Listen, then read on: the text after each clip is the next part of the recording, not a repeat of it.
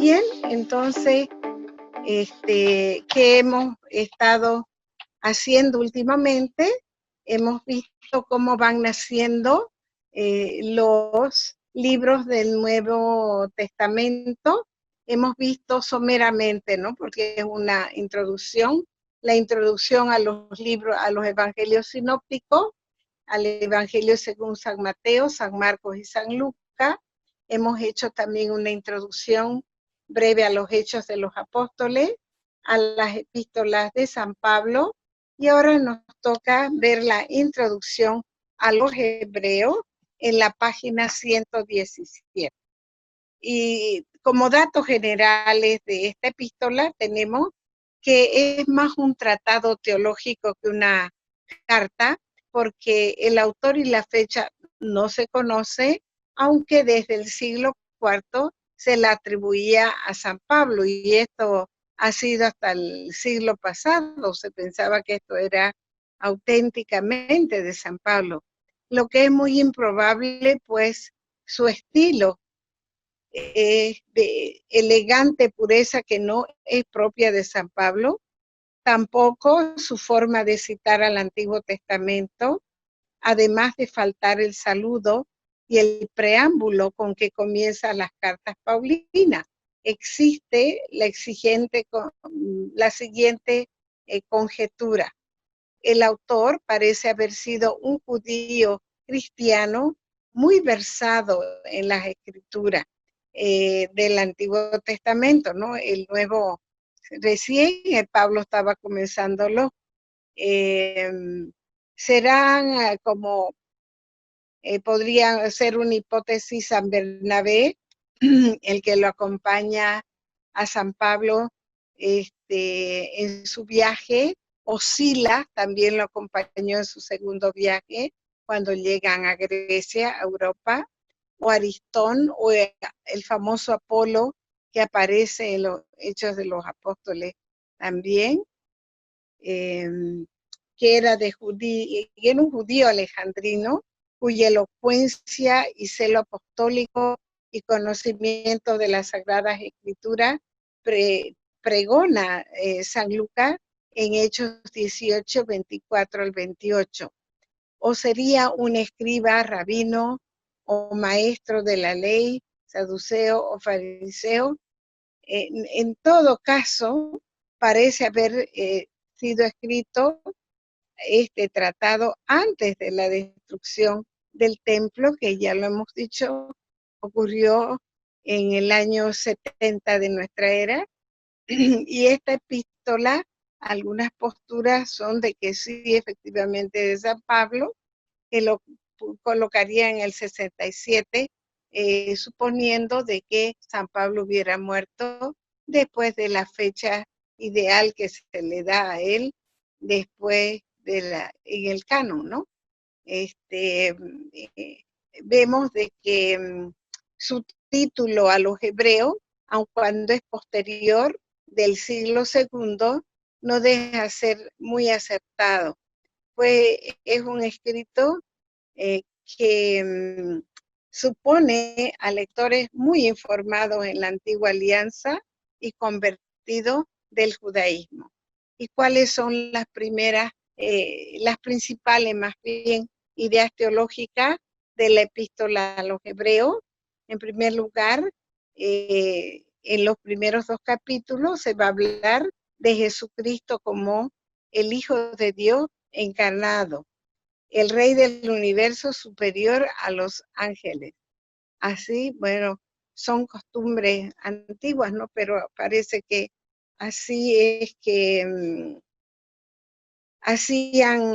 reflexionaban estos judíos, ¿no? De que había de que los ángeles pudieran ser superiores a Jesucristo, y aquí el autor, que si no es San Pablo, se desconoce quién es, ¿no? Entonces, aquí ponen las cosas en su lugar, porque comienza desde el primer versículo del capítulo 1 diciendo que por amor a Jesucristo, el Dios Padre ha creado los mundos para él, ¿no? Y así muy bonito es lo que habla, y nos dice, ¿no? Antes nos hablaba Dios por medio de los profetas, pero ahora nos habla a la humanidad por medio de nuestro Señor Jesucristo. Bien, entonces vemos de que Él es el Rey del universo y superior a los ángeles en estos dos primeros capítulos. Luego, en los primeros 6 versículos del capítulo 3, dice la epístola a los Hebreos que la vida cristiana es una peregrinación. Qué acertado, ¿no? Es un camino hacia el reposo prometido, una marcha hacia la patria celestial, con Cristo como guía superior a Moisés. Y entre los capítulos 6 al 10 nos va a hablar y nos va a prevenir contra el peligro de la apostasía, que lo estamos viviendo a grandes cantidades ahora, lamentablemente, en nuestro tiempo. Y en 4 capítulos, que son del 7 al 10, Jesús se lo presenta como el nuevo y el verdadero sumo sacerdote, cuyo sacrificio es el único válido que sustituye a todas las ofrendas ineficaces del Antiguo Testamento.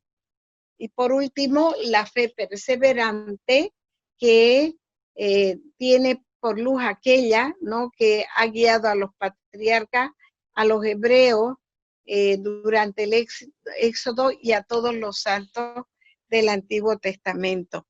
¿Podría, por favor, Mosita, ir a la epístola a los Hebreos, al capítulo 7, y lea los versículos 24 al 27?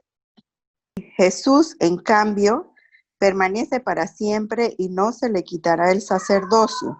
Por eso es capaz de salvar una vez a los que por su medio se acercan a Dios.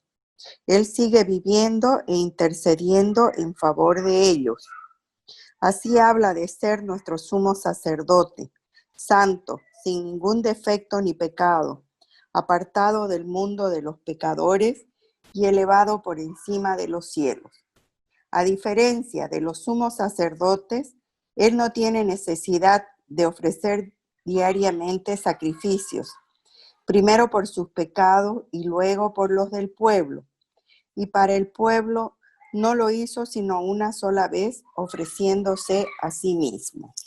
Puesto los ojos en Jesús, Cristo, sacerdote eterno, ofrece en el cielo su oficio de mediador e intercesor.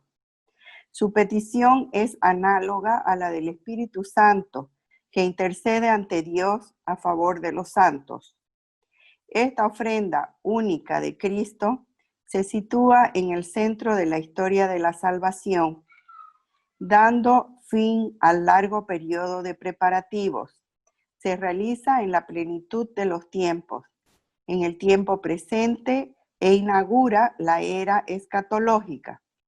Aunque el plazo del último día sea aún diferido por un periodo intermedio de una duración indeterminada, lo esencial de la salvación está ya adquirido desde el instante en que el hombre, en la persona de Cristo, ha muerto al pecado y ha resucitado a la vida nueva. Esta eficacia absoluta y definitiva del sacrificio de Cristo queda especialmente subrayada en esta epístola. Este sacrificio único, realizado de una vez para siempre, se contrapone a los sacrificios de la antigua alianza, indefinidamente repetidos porque eran incapaces de procurar la salvación. Por tanto, pongamos nuestra confianza en Jesucristo y creamos en Él con todo nuestro ser. Bien, entonces, ¿qué hemos visto? Que si no es San Pablo, que los exégetas dudan que sea él, por lo que él siempre en sus cartas va dirigida a una comunidad en general, aquí también dice a los hebreos, pero sus cartas son muy personales, muy humanas, muy de amigos. En cambio aquí es más un tratado, ¿no? Que podría haber sido escrito en el año 67 y sus ideas principales, su teología principal es remarcar a Jesucristo como el Hijo del Dios encarnado, Rey del universo y superior a los ángeles, decirnos a todos los lectores que la vida cristiana es una peregrinación, prevenirnos contra el pecado de la apostasía. Es duro, ¿no? Podríamos ver Hebreos 6 cuando dice, si ya experimentaron el don del cielo, ¿cómo se va a volver para atrás, ¿no? Es muy, muy bonita esta reflexión, ¿ya? Y es una marcha hacia la patria celestial.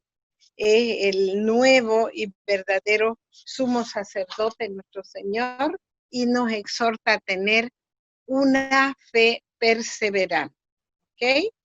Y nos vamos a las epístolas católicas. ¿Cuál es diferente? ¿En qué se diferencia más bien con la de Pablo? Pablo escribe a comunidades específicas.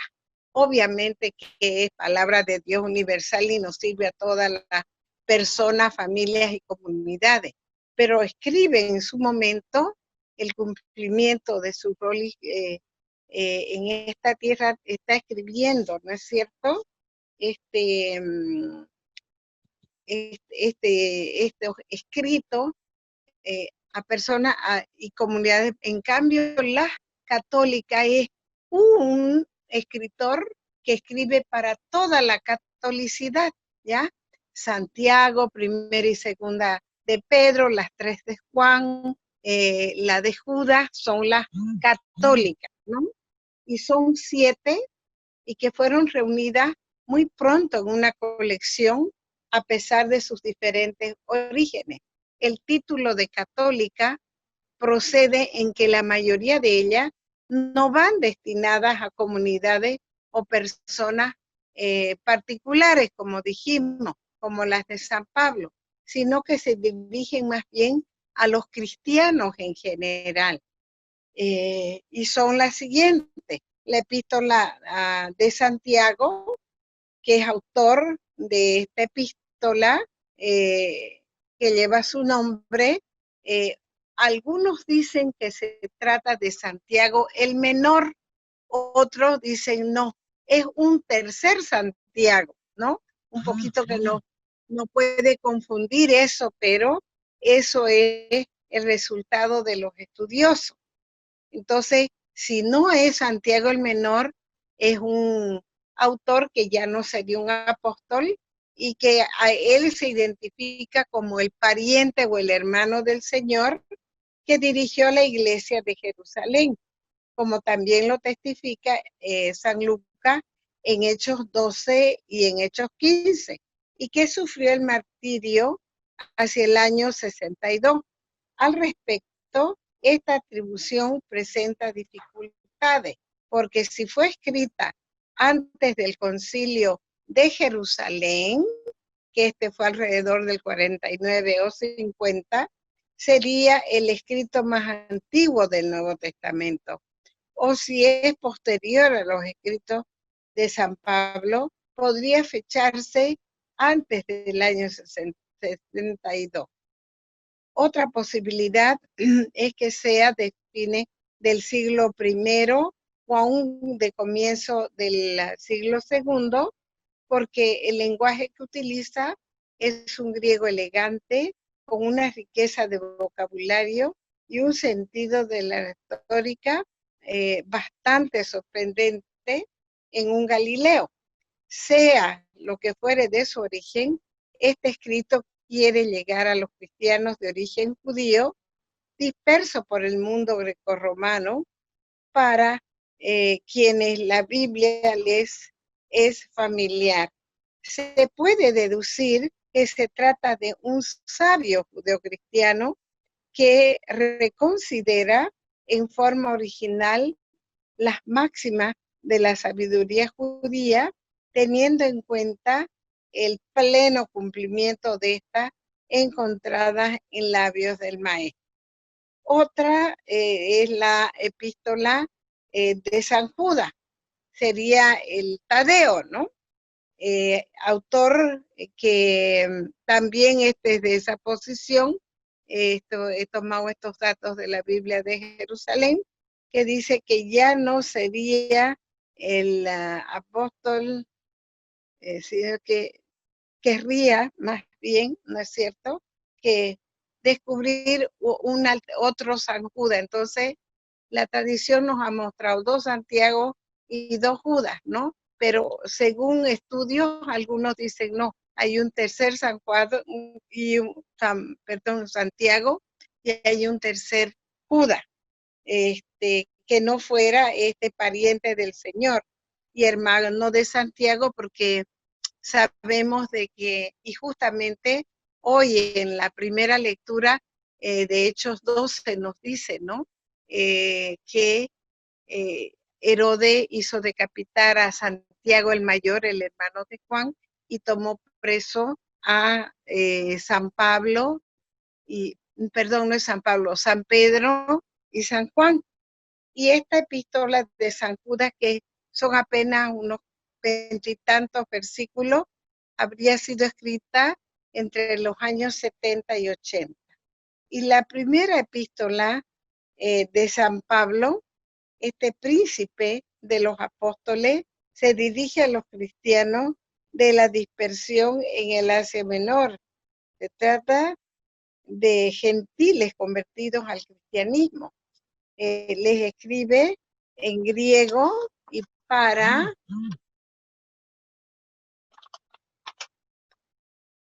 ellos ayuda de Silvano como su secretario, y lo hace desde Roma, ¿no? Antes de los años 64-67, que son las fechas probables de su martirio.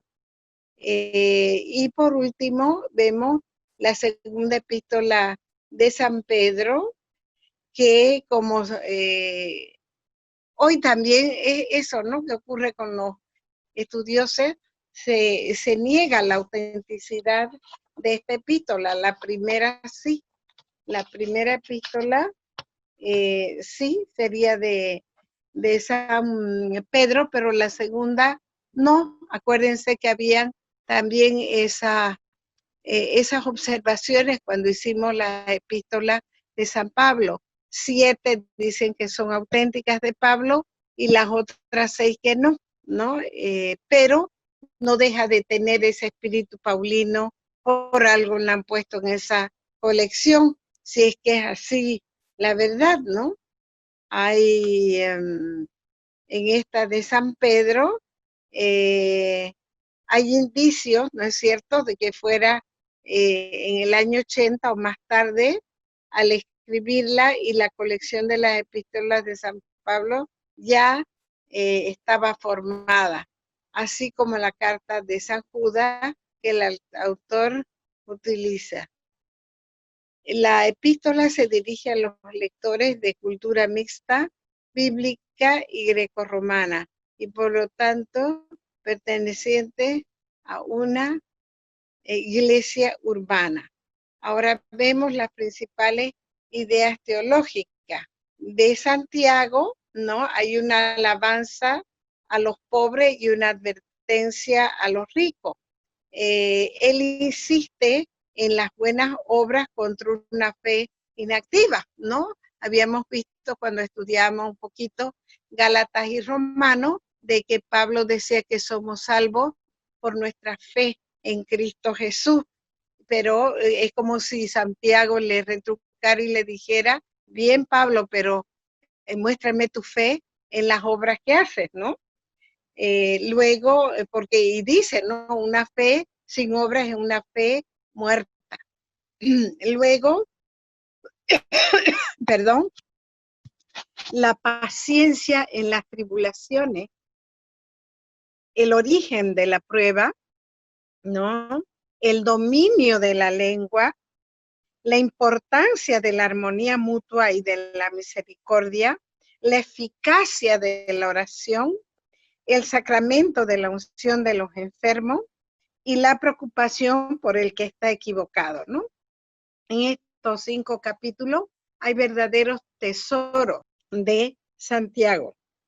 Luego tenemos la de San Judas, que es pequeñita, apenas unos 20 y tantos versículos, que nos pone en guardia a los cristianos contra los falsos doctores, que ponen en peligro nuestra fe cristiana, nos previenen contra la impiedad y el desenfreno moral que él censura, especialmente las blasfemias contra el Señor y los ángeles. La primera epístola de San Pedro es sostener la fe de sus destinatarios con Cristo como modelo. Tener fe en medio de las tribulaciones que les asaltan, y los cristianos deben sufrir con paciencia. Deben estar felices, más bien dice, si sus tribulaciones provienen de su fe y de su santa conducta. No se olvide que ellos están siendo muy perseguidos, ¿no?, en el Imperio Romano. No deben oponer al mal, sino el bien. Qué bonito, ¿no? Vencer al mal haciendo el bien. Insiste en la caridad fraterna, la obediencia a los poderes públicos, la dulzura para con todo, y todo esto llevando una vida santa. La segunda epístola de San Pedro, ¿no? El carácter inspirado de la Escritura, y este versículo de segunda de Pedro 1:20 es bien importante, ¿no? Porque dice, ¿no?,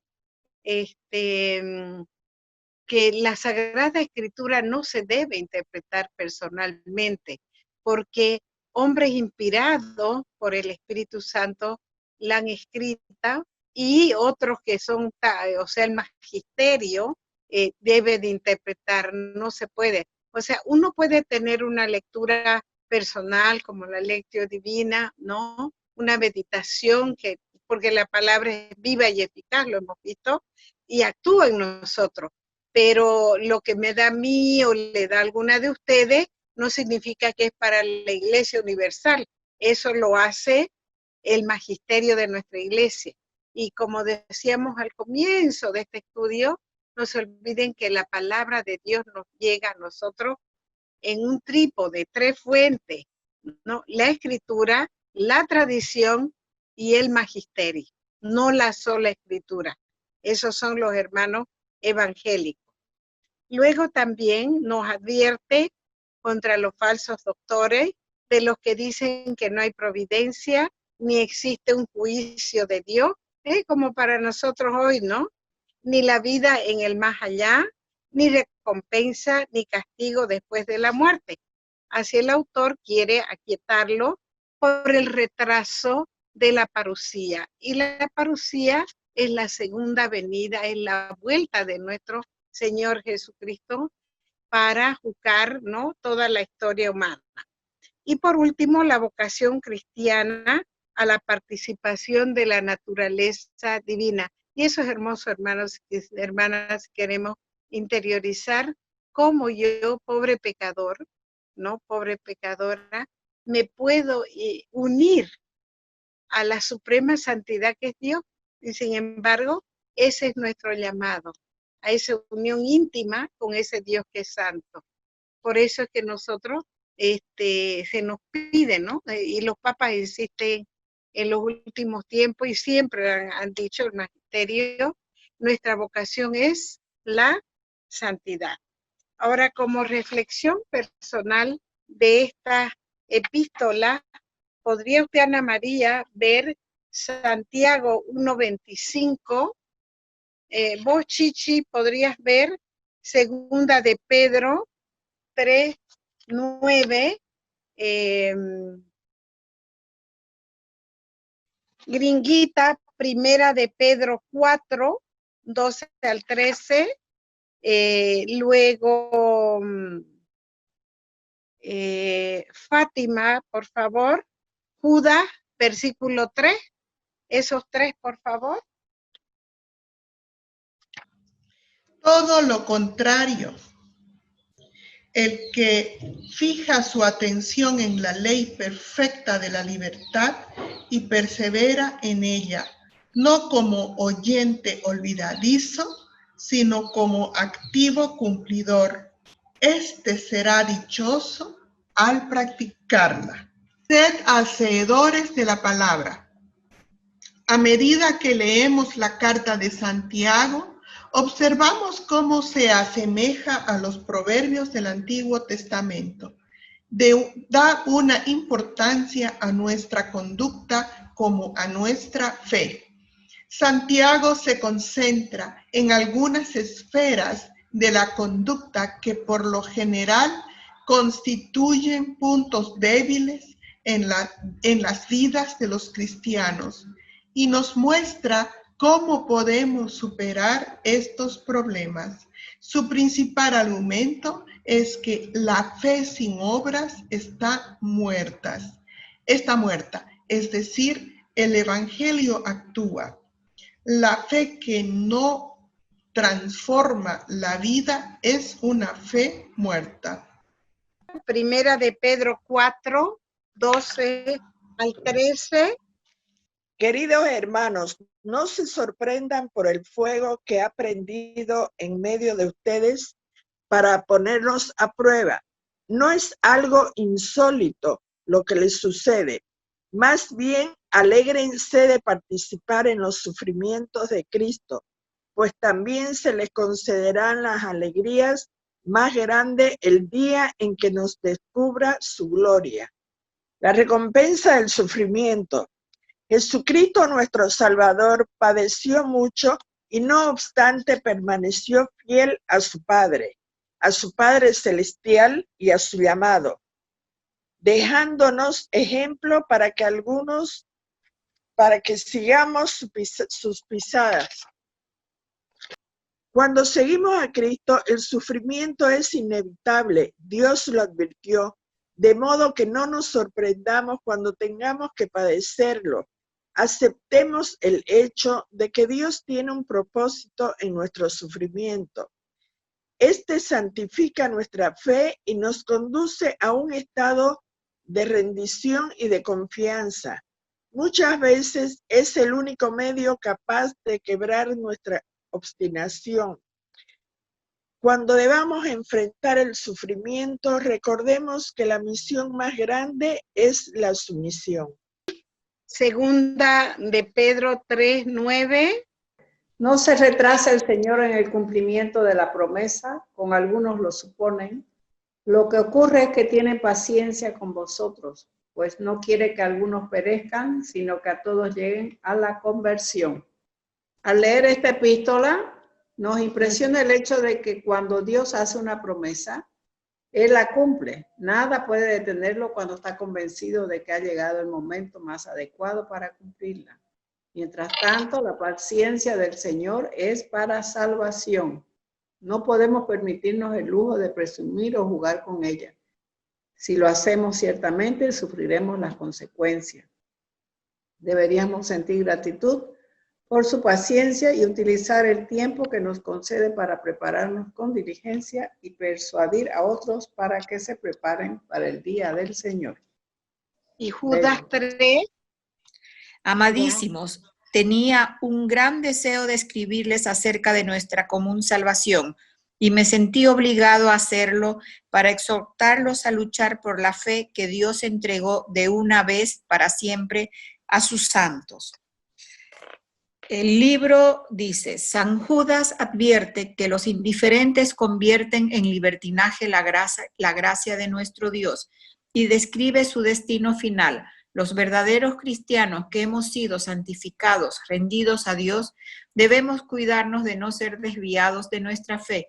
Sin embargo, debemos tratar de alcanzar a quienes no poseen la fe, sacándolos de la condenación. Dios promete cuidarnos en nuestro servicio. Hermoso. Bien, bueno. Entonces, ¿cuáles son las epístolas católicas y por qué se llaman así? Se llaman así porque un escritor sagrado escribe a la catolicidad universalmente, a diferencia, como hemos visto, de San Pablo, que escribe él a diferentes comunidades específicas. Y son la epístola de Santiago, la de Judas, la primera y segunda de Pedro, y esas son las que, y las 3 de Juan, que vamos a ver posteriormente, que la estudiamos junto con el Evangelio y el Apocalipsis, porque son los 5 escritos juánicos o juaninos, ¿ya?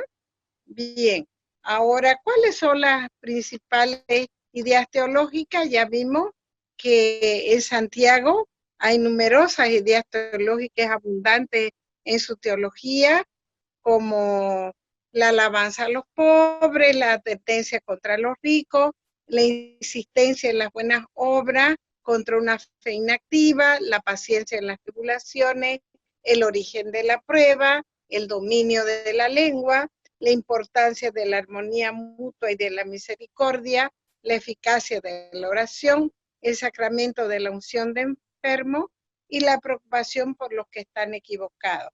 Y en la de San Judas es prevenirnos, ponernos en guardia contra los falsos doctores que ponen en peligro la fe cristiana, previniéndonos contra la impiedad y el desenfreno moral también, que él censura, especialmente las blasfemias contra el Señor y los ángeles. Y la primera epístola de San Pedro nos anima a sostener la fe, mirando a Cristo como modelo, y que los cristianos tenemos que sufrir con paciencia. Y la segunda epístola de San Pedro nos habla del carácter inspirado de la Escritura y la advertencia contra los falsos doctores, y que la vocación cristiana es la participación de la naturaleza divina. Esas serían las principales ideas teológicas de esta epístola, ¿no?, que hemos visto, que son 4, y vamos a ver posteriormente las otras 3, que son la primera, segunda y tercera de Juan, ¿ya?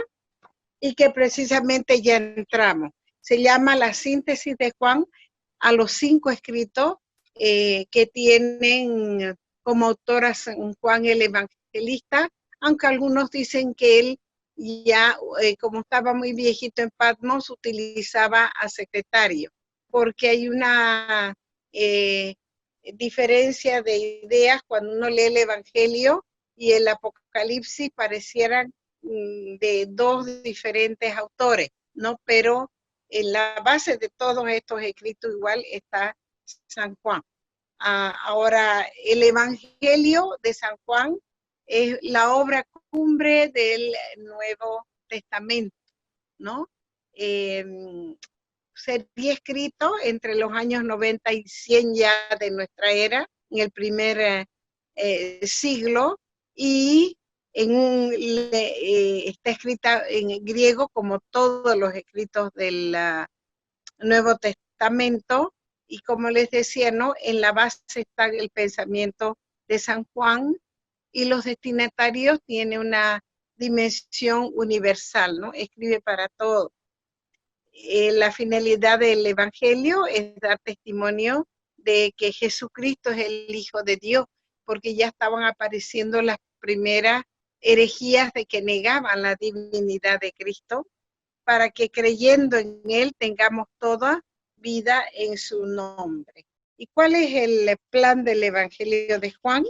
En su prólogo, que son los primeros 18 versículos, que son una hermosura, y en esto yo tengo un testimonio que lo he escuchado del propio Padre Daniel, de la mansión, haciendo un paréntesis, de que cuando él volvió de la guerra de Corea, tanto Padre Cris como Padre Daniel eran soldados del ejército americano, y él había entrado un pelotón, creo, de 2,000 soldados, y solo salieron 5, y uno de ellos fue él, y vino a estudiar a Luisiana, porque ahí vivía una tía, no sé si hermana de su padre o de su madre, y porque él tenía una maestría en relaciones industriales, ya en esos años, hermana, estamos hablando de los años 60, por ahí, y ya eran muy preparados, Padre Cris y Daniel. Padre Cris era decano de teología en una de las universidades, eran muy, muy preparados. Bueno, él estudió el padre en Tulane y lo que le preocupaba a él era que su tía todos los días amanecía tempraningo para irse a la misa, ¿no? Oscuro sale, y él de pena de que le pase algo a su tía, la acompañaba todas las mañanas. Y dice que el padrecito tenía la costumbre, no sé si al comienzo o al final de la vida, leer estos 18 versículos bellísimos del prólogo del Evangelio de San Juan. ¿Y qué pasó después de que terminó sus estudios y hacer su maestría? Terminó seduciéndolo San Juan y se entró a hacerse sacerdote, ¿no? Pero de esas cosas que el Señor dice que le impactaba mucho escuchar, y es bellísimo ese prólogo, hermano, ¿no? Que presenta a Jesús como la señal reveladora de la palabra eterna en la historia. Él como hijo de Dios e hijo del hombre es Dios y hombre verdadero, señal porque es de carne y hueso y le podemos ver y tocar, señal gloriosa porque Jesús es la palabra de Dios, lleno de gracia y de verdad. San Juan es el libro de las señales, se puede dividir en dos, ¿no? El libro de las señales y el libro de la hora, con un prólogo y con una conclusión. En los primeros 12 capítulos, desde el versículo 19 del capítulo 1, terminando ese bello prólogo, el libro de las señales, porque a Jesús hace milagros que son señales para que el pueblo encuentre la verdad, crea y viva. Y estos 7 milagros, estas 7 señales son las bodas de Caná, donde él convierte el agua en vino, la curación del hijo del funcionario real, la curación del paralítico en la piscina de Bethesda, la multiplicación de los panes en Galilea, Jesús camina sobre las aguas del lago de Tiberíades, la curación de un ciego de nacimiento en Jerusalén y la resurrección de Lázaro en Betania. Y en el libro de la hora, ¿no?, que va del capítulo 13 al 20, vemos que la hora de Jesús es como el cumplimiento, la realización de la vida de Jesús para que se muestre su gloria, o sea, su ser de hijo de Dios. Y esto que poco a poco se ha ido revelando en el momento de ser levantado en la cruz, en su muerte, es donde se dará la señal más fuerte y visible, porque ahí actuará la plenitud del amor que culminará en la gloriosa resurrección.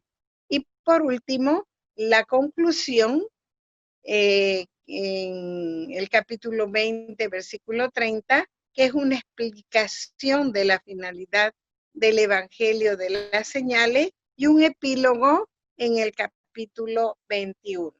¿Y cuáles son las principales ideas teológicas del Evangelio de San Juan? Este cuarto evangelio se presenta especialmente como un evangelio cristológico. Todo él es una revelación de la persona de Jesús. Él está en el centro de su teología, siendo hijo de Dios y uno con el Padre Dios, se presenta como el yo soy del Antiguo Testamento, ¿no ve? Yo soy, decía. A mí me impacta, y cuando vinieron a aprenderlo, buscamos a Jesús de Nazaret. Yo soy, les dijo, y los guardias cayeron, ¿no? Porque se atribuye así el equivalente del nombre divino, situándose en el mismo nivel de Dios que Él es, y así que se presenta con 7 títulos que manifiestan sus funciones salvíficas en relación a los hombres. Ese yo soy, no se olviden que era tan innombrable el nombre de Dios, ¿no ve? y él se lo está arrogando ese título ahí porque ya estaban comenzando las primeras herejías dentro de la comunidad cristiana, negando la divinidad de Cristo. Y así como decíamos que los tres evangelios sinópticos tenían una cristología ascendente, descubrir que este niño envuelto en pañales, puesto en un pesebre, es el Hijo de Dios, ¿no? Que se lo descubre en los últimos capítulos. Aquí es al revés. Desde el comienzo va a decir que Él es la palabra y la palabra estaba con Dios y la palabra era Dios. Una cristología descendente. Y estos 7 títulos, ¿no? Que Él se arroga son: yo soy el pan de la vida, yo soy la luz del mundo, yo soy la puerta, yo soy el buen pastor, yo soy la resurrección y la vida, yo soy el camino, la verdad y la vida, y yo soy la vid verdadera. Ahora, otra idea teológica: Jesús es el Cordero de Dios que quita el pecado del mundo. Y la riqueza de este símbolo solo es perceptible a la luz de la revelación del Antiguo Testamento, como en los cánticos que están en Isaías 42 y Isaías 53, 6 y 12. Imágenes del siervo sobre quien Yahvé puso su espíritu y sobre quien descargó la culpa de todos nosotros y el pecado de muchos. Jesús es el nuevo Cordero Pascual. Otra idea: la importancia del Espíritu Santo como principio de purificación. La misión de Jesucristo, el siervo de Dios, será purificar, lavar, bautizar a los hombres en el Espíritu, mediante el Espíritu con la donación y efusión del Espíritu Santo. La donación del Espíritu Santo y la glorificación de Jesús. Y esta donación estaba condicionada a la glorificación de Jesús, quien después de resucitado comunica a la iglesia ese don como fruto de la obra salvífica que el Padre le ha encomendado. Es el cumplimiento de la promesa de Cristo, de la promesa del Padre y del comienzo de una nueva creación. Otra idea teológica: el Espíritu también es fuente de vida eterna y principio de adoración al Padre. El agua que Jesús da es el don de Dios, que es el Espíritu Santo, en su diálogo con la samaritana, ¿no? Dame de beber. ¿Y quién eres tú? ¿No? Yo soy una samaritana y un judío, ubicate. En otras palabras, y entonces le dice: si supieras el don de Dios y quién es el que te está pidiendo que le dé agua de beber, ¿ya? El agua que Jesús da es este don de Dios, que es el Espíritu Santo, que se convertirá en quien la bebiere en fuente que brota para la vida eterna, que quitará la sed para siempre, y así ese don en el creyente es el principio dinámico de un culto nuevo y auténtico, propio de la era mesiánica, instaurada por Jesús. Otra idea es que Jesús es la nueva casa de Dios, es el nuevo altar y la nueva escala, ¿no? Que alude al pasaje de Jacob en Betel, ¿no? Cuando vio en sueño esa escala que subía hasta el cielo y los ángeles subían y bajaban, ¿no? Y enseña que en esta era mesiánica Jesús es la nueva casa de Dios y la puerta del cielo, sobre quien los cielos se han abierto. Él es la palabra ungida, donde se localiza la presencia divina y donde los hombres podrán ver a Dios. Él es finalmente la nueva escalera que establece la comunicación fácil y segura entre Dios y los hombres. Otra idea teológica, la misión de Jesús es la obra del Padre. Esta unión tan estrecha hace que la misión de Jesús no sea, sino que la obra misma del Padre. Si el Padre y Jesús son uno, el mensaje, la doctrina, las palabras de Jesús son las del Padre. Ahora, la exaltación de Jesús en la cruz y su glorificación por la ascensión. En el corazón del plan salvífico de Dios, el regreso de Jesús a su Padre a través de la entrega de su vida en la cruz y la recuperación de la misma por su resurrección y ascensión es el punto central de la misión de Jesús. Acuérdense, como decíamos, que cuando uno estudia a los hechos, eso, ¿no? La primera proclamación era Jesús ha muerto, ha resucitado, por tanto, Él es el Señor. Él es Dios. Ahora, la salvación es para todo, el universalismo de la salvación, porque la humanidad entera es el objeto del amor del Padre y de la obra científica de Jesús. Jesús es el nuevo hombre. Jesús venció al príncipe de este mundo, el demonio, con su muerte en la cruz, que dio la vida al mundo. Y aquí María, la madre de Jesús, es también madre de los creyentes. En esta obra grandiosa de la salvación está asociada una mujer que tiene la misión de ser madre espiritual de la iglesia y compañera corredentora unida a Jesús en su acto supremo de la salvación.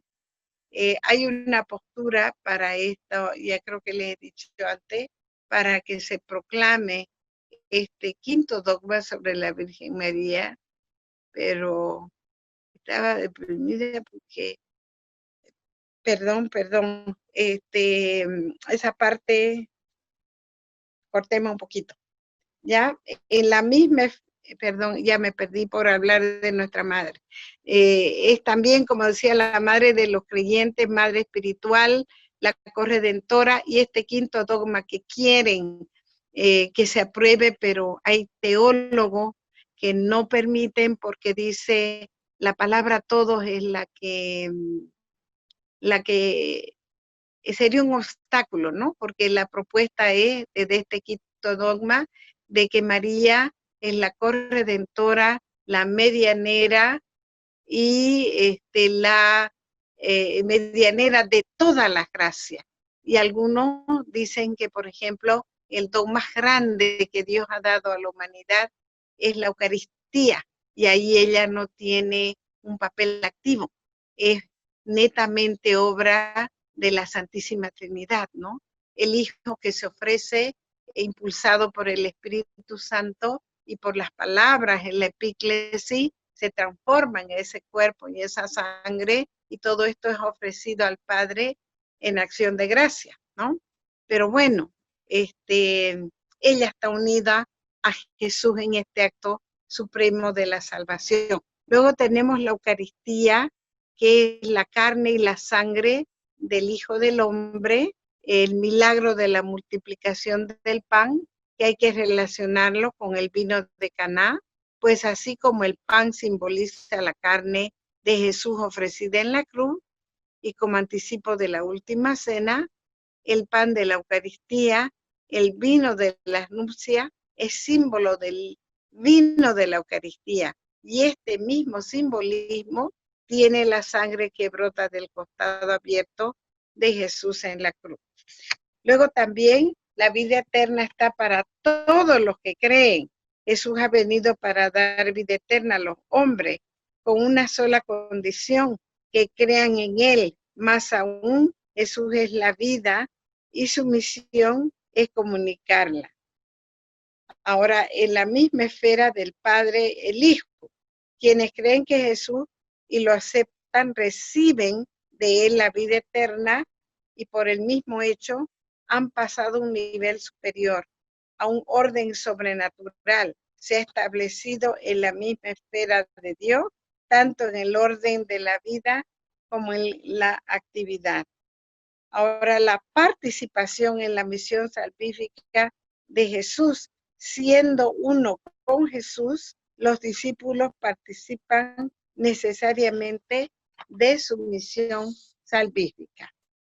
Y la fecundidad espiritual, la unión de los discípulos con Cristo, garantiza la fecundidad espiritual que culmina en la glorificación del Padre y el discípulo creyente asociado al Maestro en la gran obra de la salvación, que tendrá el privilegio de hacer las mismas obras que Jesús y aún mayores, porque él, habiendo terminado su misión, ya está en el Padre. Y tanto como en los otros evangelios también, la existencia de la oración eficaz. La unión de los discípulos con Cristo es la fuente del éxito de la oración, que en la nueva alianza, nosotros, la iglesia, es diferente de la antigua, que era dirigida a Dios, Yahvé. Ahora la nueva oración, al Padre en el nombre de Jesús, y su eficacia está asegurada en virtud de la obra que Él ha realizado.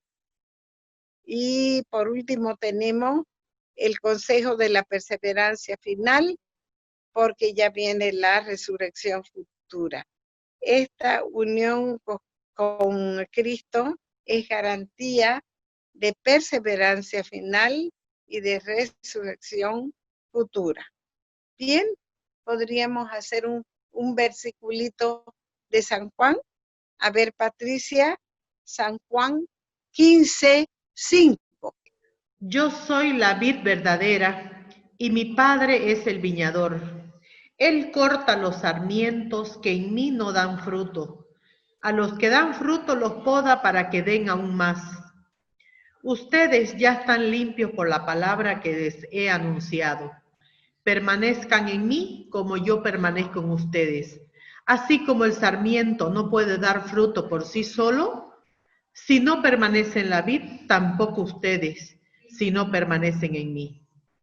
Yo soy la vid, ustedes los sarmientos. Quien permanece en mí y yo en él dará mucho fruto, porque separados de mí no pueden hacer nada. Cristo, el Salvador, mora entre nosotros. Mientras leemos este Evangelio, observamos cuidadosamente las evidencias que apuntan al hecho de que Jesucristo es Dios. Luego debemos considerar que tal como la tierra debe recibir el grano de trigo antes que la semilla pueda producir nueva vida, debemos aceptar a Jesucristo en nuestra vida por la fe para que Él pueda producir la vida nueva en nosotros y a través de nosotros. Él vino para que pudiésemos experimentar una vida abundante. Arrodillémonos hoy mismo en oración y pidámosle que Él cumpla ese propósito en nuestra vida. Él no nos decepcionará. Bien, entonces, ¿quién escribió el cuarto evangelio? San Juan, el evangelista, el apóstol, el que se recostó en el pecho de nuestro Señor, el más joven, al parecer, de todos los apóstoles. ¿Cuál es su finalidad? Mostrar que Jesucristo es Dios, ¿no? Cuando ya se estaban negando estas posturas, que Él es el pan de la vida, la luz del mundo, la puerta, el buen pastor, la resurrección y la vida, el camino, la verdad y la vida. La vid verdadera resalta también la idea de que Jesucristo es el Cordero de Dios que quita el pecado. El Espíritu Santo tiene un papel importantísimo porque es el principio de la purificación y de la glorificación de Jesús, y también es el principio de la adoración al Padre.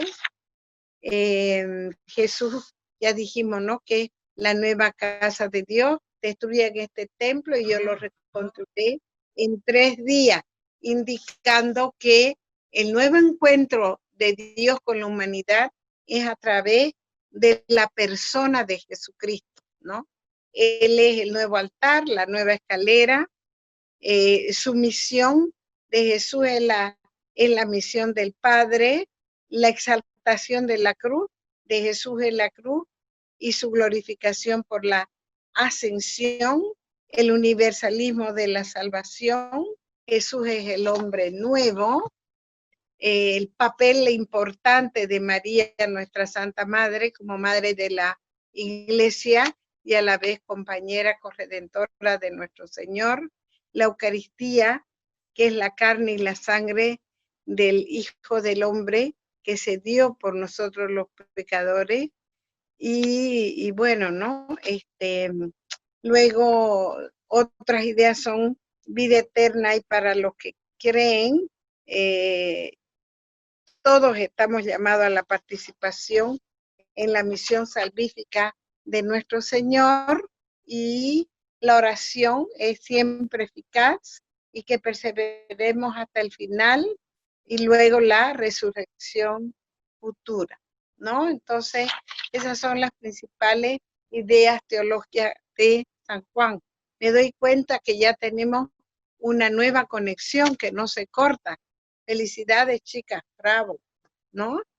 Yo no sé si quieren ver un poquito más o está de buen tamaño para hoy. Ustedes me dicen si quieren seguir un poquito más o está bien, no sé, porque ya sería entrar en las 3 epístolas de San Juan y luego el Apocalipsis, y habríamos hecho toda la colección de los 73 libros que le hemos picoteado de a versiculito o más de cada libro. No sé, ustedes dirán. Tengo una consulta. Claro que sí. No estoy segura, cuando estudié una vez, creo que las bodas de Caná es la que está solamente en el libro de San Juan, Sí. no están los otros evangelios, ¿no? No está. Ya, eso es. Solo en San Juan. Sí. Solo en San Juan, ¿no? Sí. Ya, eso no estaba segura. Yo escuché al padre Fortea hablar sobre el Evangelio de San Juan y decía que era muy seguro, había mucha certeza de que era el Evangelio que había sido escrito después de los otros evangelistas, claro, porque era sí. como un resumen y que había detalles, digamos, en el Evangelio de San Juan que no estaban en los milagros, digamos, de los otros evangelistas. Sí, exacto, sí. Y también hay más milagros que no están en los otros evangelios. Claro, hay 7 milagros, los que hemos mencionado. Hemos visto, ¿no? Cómo él también utiliza el número 7. Hay 7 milagros, 7 señales, ¿no es cierto? Y eso lo hemos visto, ¿no? Los 7 milagros. Sí, por eso es que no lo hemos estudiado junto a los otros que están, que son anteriores y tienen una raíz común, que es ese Evangelio de San Marcos, que es el que da como fuente a Lucas y a Mateo, ¿no? En cambio, aquí los títulos que él se arroga también, ¿no? Es diferente, es muy distinto este Evangelio que los otros 3 sinópticos que ya hemos visto. Bien, entonces tenemos que la primera epístola de San Juan, estoy en la página 130, tiene un parentesco muy estrecho con el Evangelio y sus temas teológicos son los mismos. Se cree que estaba destinada a las comunidades del Asia Menor, que hoy es Turquía, ¿no? Cuando vean Asia o Asia Menor no significa el continente asiático, sino significa el país de Turquía, hoy el Asia Menor, y servía como presentación al Evangelio.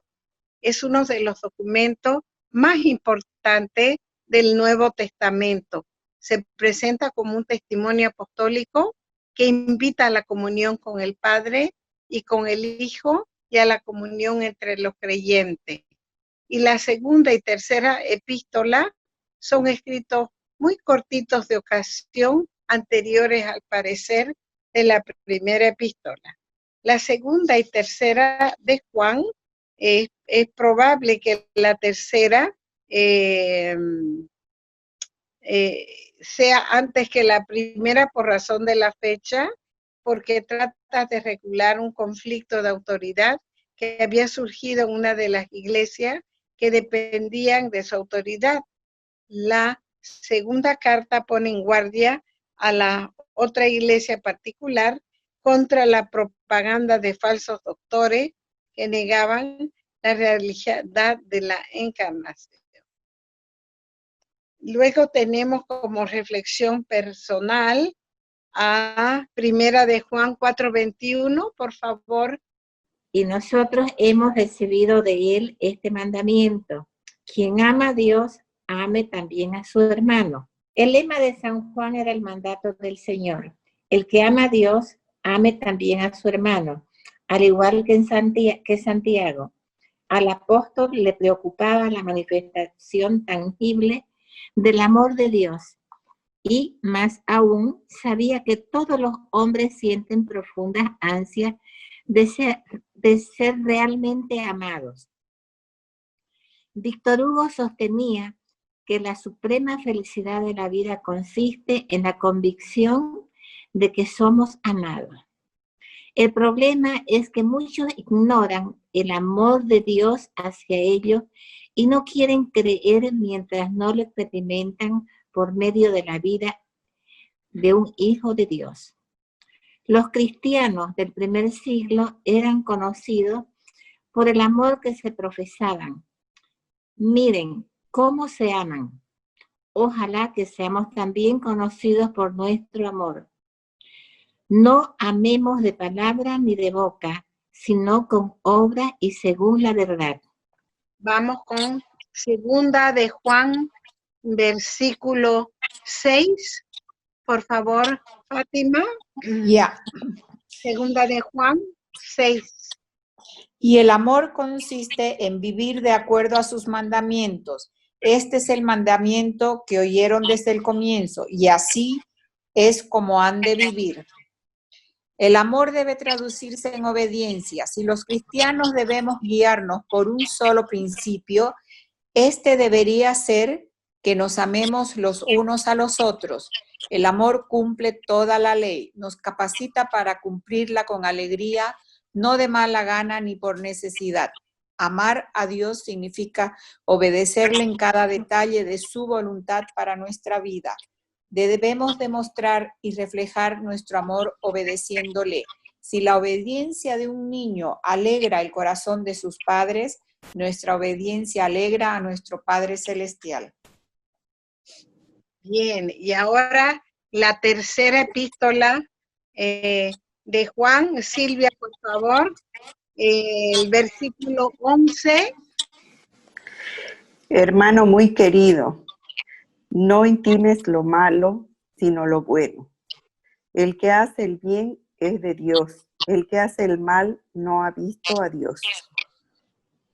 La unión de la comunidad cristiana se basa en la unión de cada fiel con Dios, en Cristo. Esta unión con Dios se manifiesta mediante la fe y el amor fraterno. El testimonio apostólico es el instrumento de esta comunión. El diablo siempre es el tentador que impulsa a los hombres al mal, pero ya hemos conocido al Hijo que permanece en nosotros y nos preserva del mal, y nos hace vencedores del mundo.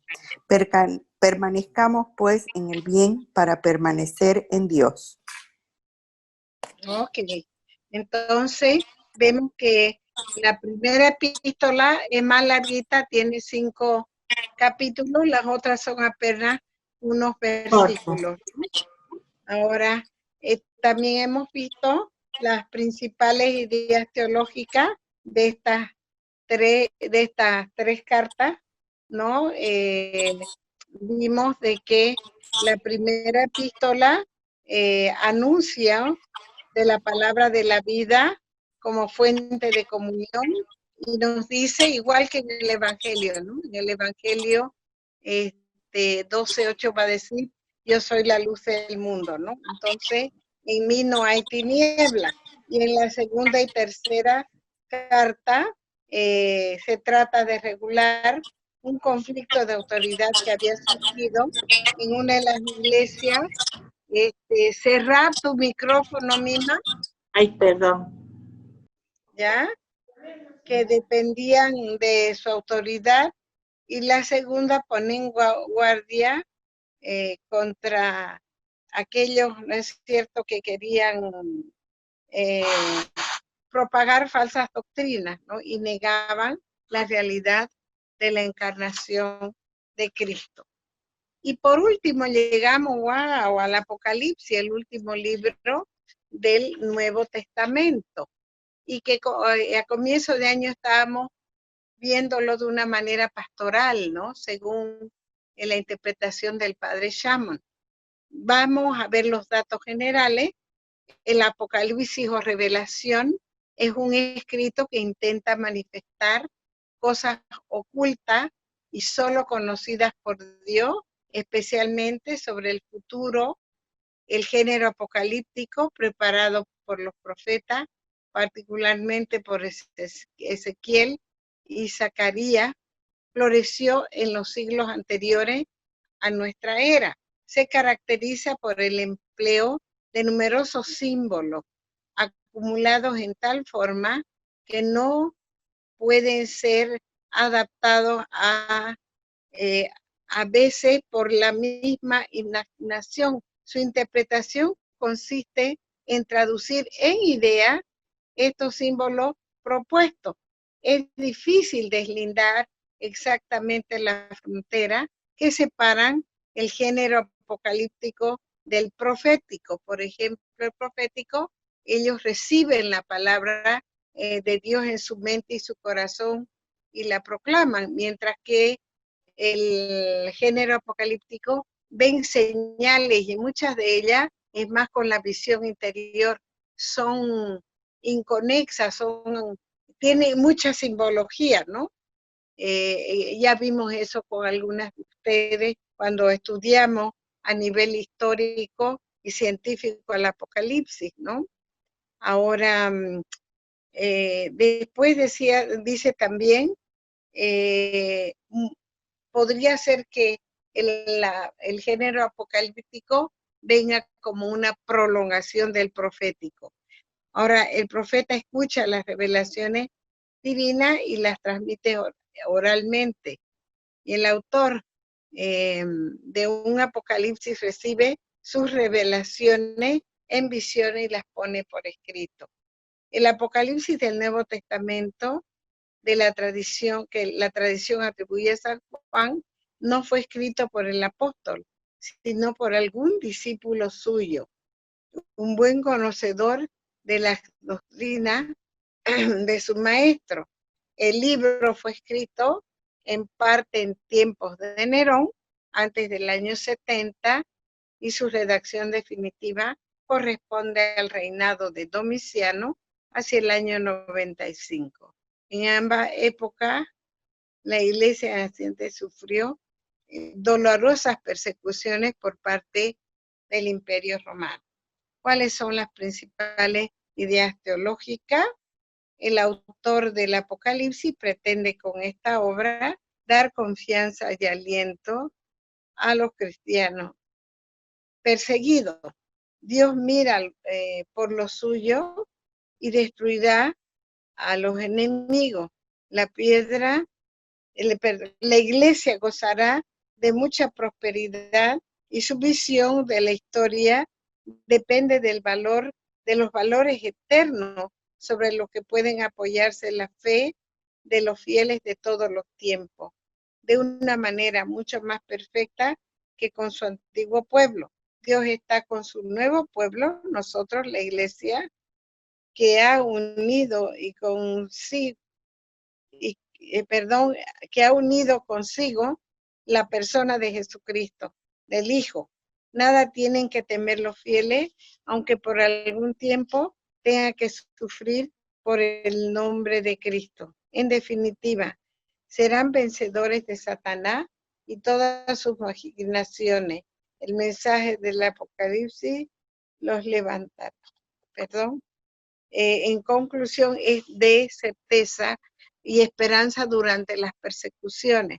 El sacrificio del Cordero que él ha obtenido, la victoria postrera, y sean cuales fueran los males que esté padeciendo la iglesia, no pueden dudar de la fidelidad de Dios hasta el momento en que venga el Señor, y como dice mismo en 22:20, pronto. El Apocalipsis es la gran epopeya de la esperanza cristiana, el canto final de la iglesia perseguida. Y como última reflexión personal, ¿podría Pilar ver Apocalipsis 4:11, por favor? Eres digno, Señor, Dios nuestro, de recibir la gloria, el honor y el poder, porque creaste el universo y por tu voluntad fue creado y existió. Bien. ¿Podría usted, Fátima, leernos el último párrafo, El libro. La página 133. El reconocimiento final. Jesucristo es el soberano del tiempo, el cielo, la tierra y la eternidad. El hombre de esta época juega con el tiempo, bromea al respecto del cielo, contamina la tierra y trata de evadir la eternidad. Pero viene el día cuando tendremos que estar en la presencia del Señor, soberano de todas las cosas. Ya no habrá más tiempo para el juego, la negligencia, la broma, el descuido o la evasión. Entonces, preparémonos ya para ir al encuentro de nuestro Señor, rindiéndonos a Él ahora y sirviéndole hasta el fin. Ok, bien. Entonces, vemos que este término Apocalipsis significa revelación y fue escrito también, al parecer, en 2 etapas, ¿no? Durante las persecuciones de Nerón y de Domiciano, ¿no? En la década de los 60 y el otro más o menos en los 90. Y ya vimos que en sus principales ideas teológicas era una visión de la historia que depende de los valores eternos sobre los que puede apoyarse la fe de los fieles, de todos los santos, y dar certeza y esperanza en tiempo de tribulación, en tiempo de persecución, recordando que el Señor viene pronto. El Apocalipsis es la gran epopeya de la esperanza cristiana y es el canto final de la iglesia perseguida.